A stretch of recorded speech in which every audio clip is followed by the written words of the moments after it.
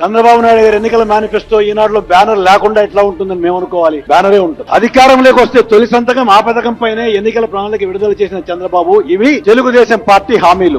7 గంటల బదులు 12 గంటలు ఉచిత కరెంటు, అది కూడా పగటిపూటే. రూపాయలకు ₹2 కిలో బియ్యం స్థానే ఉచిత బియ్యం. ప్రజలపైన వరాల వాన. నిరుపేదలకు ₹2000, పేదలకు ₹1500, మధ్య తరగతికి ₹1000. నెల 1వ తేదీనే మహిళల బ్యాంకు ఖాతాల్లో జమ. ప్రతి పేద కుటుంబానికి నెల 20 కిలోల ఉచిత బియ్యం.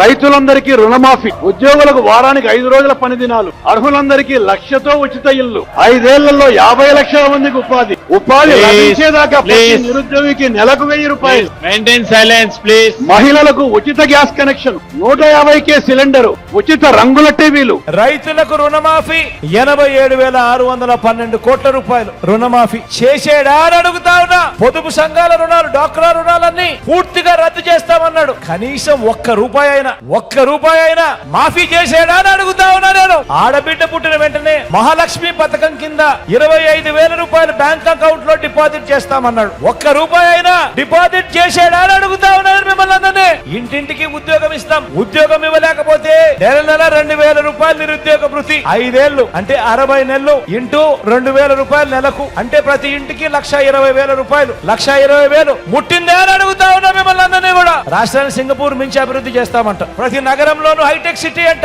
ఆయన మేనిఫెస్టో చూస్తే ఇంకా ఇటువంటి 650 హామీలు కనిపిస్తాయి. గతంలో ఇచ్చిన హామీలు ఏవి కూడా అమలు చేయకుండా 2014 కంటే ఇంకా ఎక్కువ హామీలు ఇస్తూ మరోసారి మోసం చేసేందుకు మరో మేనిఫెస్టోతో ఇంకో డ్రామాకు తెరదీస్తా ఉన్నారు.